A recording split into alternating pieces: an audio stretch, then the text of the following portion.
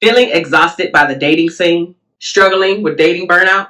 Well, you're not alone. In today's fast-paced world, navigating the complexities of dating can be exhausting. From endless swiping to disappointing encounters, it's easy to feel drained and discouraged. However, there are ways to reclaim your energy and confidence in this dating world. Before we jump into what to do about this, let's first take a deeper dive into what dating burnout looks like. Here are the 5 signs for dating burnout. The first one is that you're never looking forward to the dates that you have agreed to show up on. The second thing is that you now lack motivation whenever anybody brings up the word dating. There is just no motivation for you to date at all. The third thing is you even think this is never going to work before the date has even happened. The fourth thing, you have an attitude toward bitterness and a lot of negativity around the dating conversation and when you go out on your dates. And then the fifth thing is your dating app pitfalls, which are you being ghosted, you being catfished, and if somebody's just wanting to text or DM you, but never ask for your number, let alone ask for you two to go out on the date. This is what dating burnout looks like. You are highly negative whenever anybody brings up dating. When you think about dating, once you go onto the sites, you see only the negative. And that's when you are burnt out from the dating scene. And it's okay to take a break from the dating scene. You don't have to just keep going, because what you're doing is you're putting out this negative energy. And whenever you put out is what is going to come back. So if you're putting out a lot of negativity, you are going to attract a lot of the negative men that are on these dating sites. However, in contrast, if and when you give yourself time to breathe, time to step away from the dating apps, time to really figure out what was going on with you during that period of time that you felt sad, mad, angry, bitter, it's okay. So you can recenter yourself. So now you can look for the good in the men. You can look forward to going out on the dates, and you can show up with all of this positivity and bringing your best self to the dates. So then you can really see if you are compatible with this person versus this is never going to work anyway. So I don't even know why I got dressed up. I don't know why I put on my good makeup. Right? I don't know why I went and got my hair done. I don't know why. Like, you got a whole bunch of negativity around the dating scene, period. And that's what dating burnout looks like. Now, if you are struggling with dating burnout, I have 4 things that I want you to start doing. Here's the do part. Here's the take action part that's going to help you shift and change the feelings that you have about dating and or where you're at on your dating process. The first thing is to focus on the quality of dates versus the quantity. Be more selective about the men that you say, yes, I'm going to meet up with. Yes, you're going to share your phone number with. Yes, you're even going to FaceTime or do a Zoom meeting, whatever it is. Be more selective. Don't just say yes to everybody that is in your inbox. That is going to overwhelm you as well as add to the dating burnout. You be more selective. The more selective that you are, the better that it is. Now, I'm not saying go overboard where everybody has to meet, check all your little boxes. Not saying that, because then you're going to put yourself in a very small pool, and then you're going to be sick and tired of dating for another reason. Think about quality versus quantity, right? Ask more qualifying questions before you exchange phone numbers and addresses and meeting out in public and all of that. Be more selective. It's okay. But even when you meet these people in person, there may be some chemistry because you're able to move the conversation along a little bit faster because you have met in person, but you still want to ask some qualifying questions. Maybe you just take their number and now it's up to you to reach out to them versus exchanging numbers, and now they can have the opportunity to call you. This is you being selective. You know what? I don't really give out my number, but I'll take yours and I'll call you. And then if you really feel like there was something there after you walked away and your endorphins have lowered, now you can make an informed decision. How did I really feel? Was this a good interaction? Or did I feel a little, something was off? Like, I can't tell what was going on, but something is a little off. That's okay. Then you can discard the number and not even worry about it. So that's in person. But online, ask more qualifying questions before you exchange all of this. The second thing to do is to see every single date as an opportunity for you to learn something new about yourself. So don't just go on the same types of dates over and over again. A lot of people like to do the movies on the first time, or ice cream, or a walk. Those are cool, with the exception of the movie, especially on the first couple of dates, but that's a different video. Do something that makes you feel comfortable, but you also want to get out of your comfort zone to see and experience things that you can't do or don't want to do with your girlfriends, right? So there was a time when I was dating, right? And I always wanted to go horseback riding.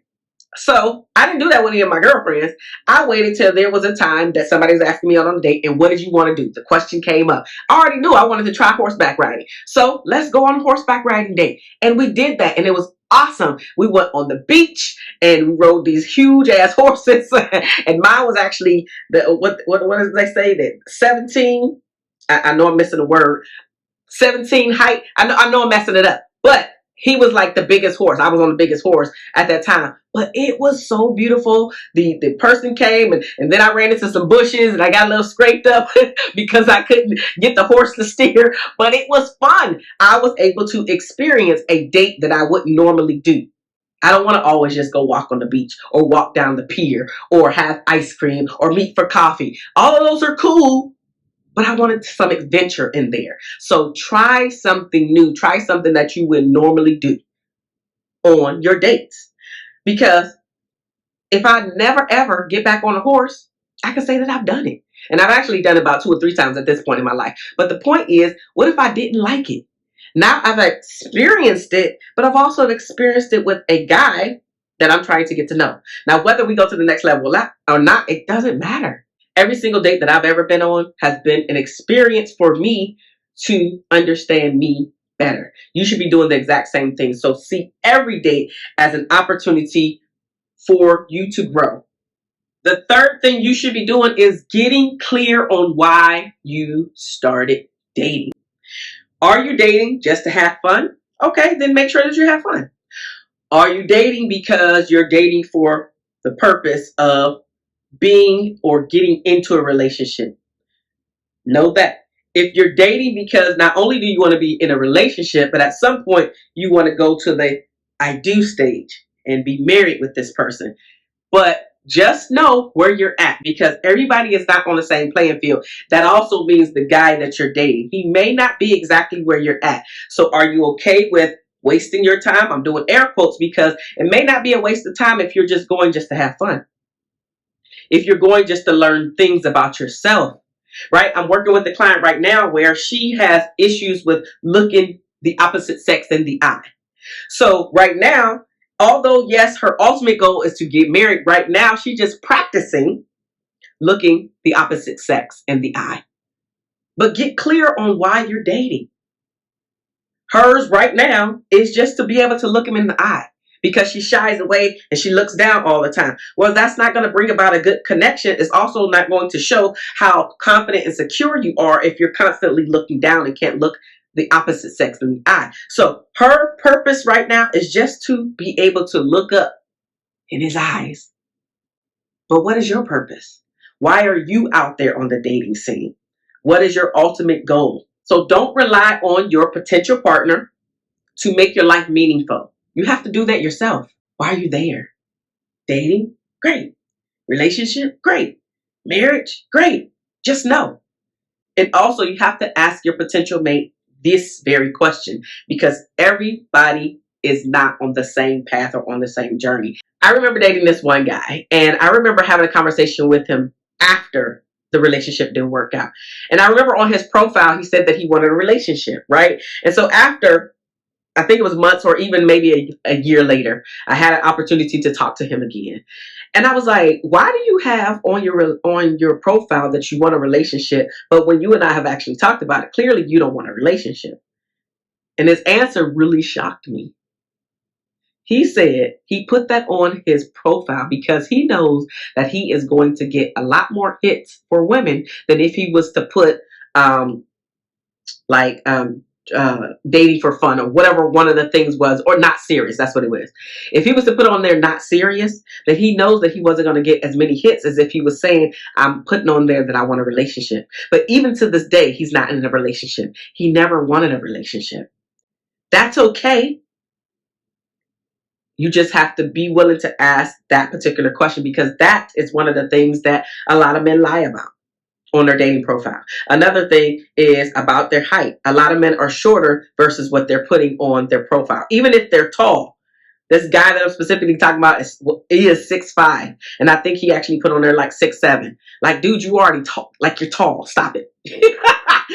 Why are you lying about that, right? And then the other thing that they lie about is the amount of money that they make. Women lie about things too. Like, they usually put on a lot of older pictures instead of putting the person that they look like today. They usually put on the picture that's even up to 10 years older, because 10 years ago most people look better than they do today, especially if they're not taking care of their body. So that's one of the things that women lie about, right? And then women lie about stuff, so do men. I know I gave you more lists for men, but this is my videos. A lot more women watch my videos than men, so now you know what to watch out for, specifically when you're on the dating apps.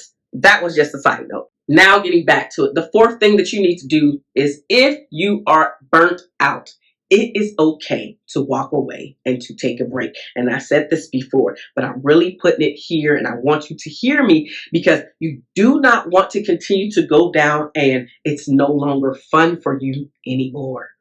You want to go have fun. You want to go and explore. You want new experiences. You want to be able to just go out there and be like, hey, I'm open. I'm free. I'm ready to have a good time. I'm ready to get to know you. I'm ready for you to get to know me. And if you can't do that, if this is not the energy that you are exuding while you're out there, the happy-go-lucky, the free spirit, the let me try on anything attitude, then it's time for you to take a break. If it's nothing but negativity, it's time for you to take a break.